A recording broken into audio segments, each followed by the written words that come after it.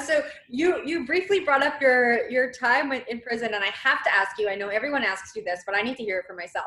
I know that you were cellmates with the Wolf of Wall Street for a little bit, and I want to know what your most fond or craziest memory that you have of the two of you together.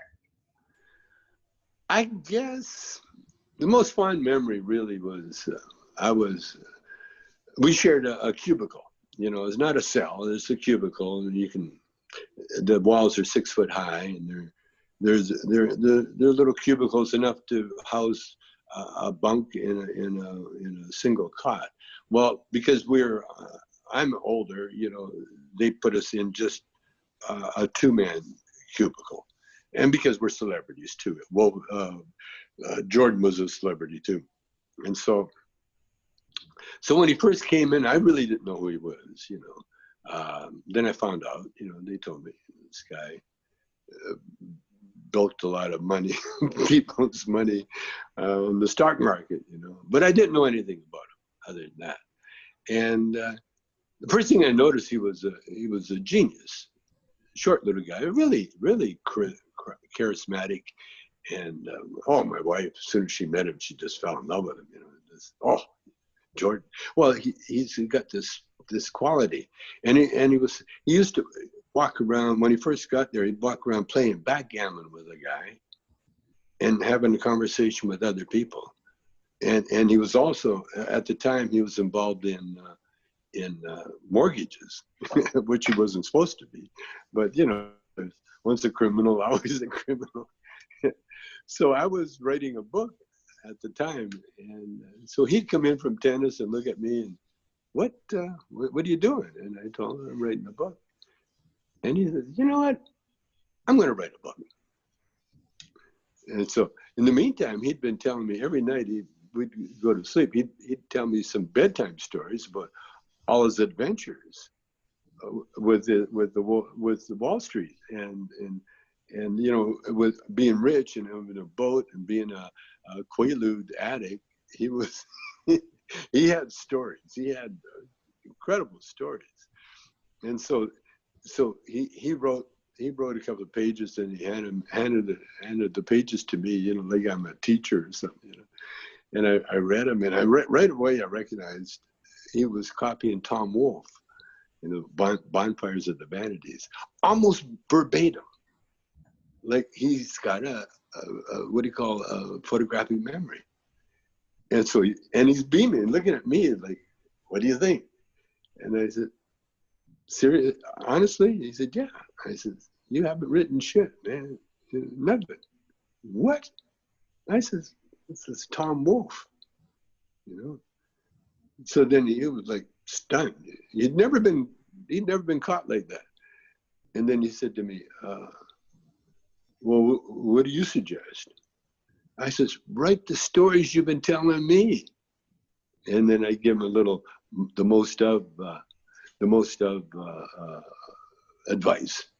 And he said, what's the most of? I said, well, if you're writing about getting high, get higher than anybody's ever gotten in the world. Just like when we did with Up in Smoke, we had a big joint. I wasn't going to hand teach a tiny little joint. This is the movies. So I handed them a joint that looked like hey, Led Zeppelin, man, where'd you get, you know? And that's what makes literature. That's what makes entertainment bigger than life. And so then I didn't hear from him. And then he went up and started writing. And he wrote and wrote and wrote. And we barely saw each other after that. You know, he was busy writing his book. I'm writing my book. And he was so busy, he didn't have time to go to the commissary to buy his own food. And you're only allowed $16 a month per inmate. And so he was boiling chicken off me. You know, we got this processed chicken that we used to make with the salads. And he boiled so many that I was out of chicken. And so, and he wasn't paying anything back. And then I realized this guy's a thief, man. So I had my dog. My dog, I made friends with this big old biker, you know, big guy could bench press 400 pounds, you know. So I told Steve, I said, Steve, Jordan owes me some chicken. And Steve says, oh man, what, you want me to collect? I said, go collect it for me. Oh man, don't make me do that. Steve was such a beautiful guy, but he did it. And 5 minutes later, Jordan was there at my cubicle with the chicken. By that time, I guess we had changed. I got into another cubicle or something. That's how it was. I can't remember. But anyway, but then after we both got out of jail, I got out first, I think, and then Jordan got out. But as parolees, you're not supposed to talk to each other, you know. And so one day Jordan pulled up in his car, convertible, outside my house, and he yells, "Hey, John!" I come to the window. He goes, "I wrote the book. I sold my book. They're going to make a movie out of it. Martin Scorsese's going to direct it. Hey, thanks to you, dude. Thanks to you." Yeah. Did you ever try to get a cut? I feel like you deserve some of the money. Oh no. The secret of love is not getting, it's giving. See, I gave the advice. That was the most important thing, you know, giving, you know. The other thing is about money that I learned is that if it doesn't belong to you, if you're not meant to have it, you're not going to keep it, you know. Money is like a tool, and if you're not going to be using it, it'll disappear, you know. And if you don't use it properly, it'll disappear. And if you abuse it, it will abuse you, you know, because that's a test. That's all a test. Because what is money but a sign of your integrity? That's all. It's a way that you can either increase your integrity or lessen your integrity. It's a test, you know. And we're all have to face that test sooner or later, you know.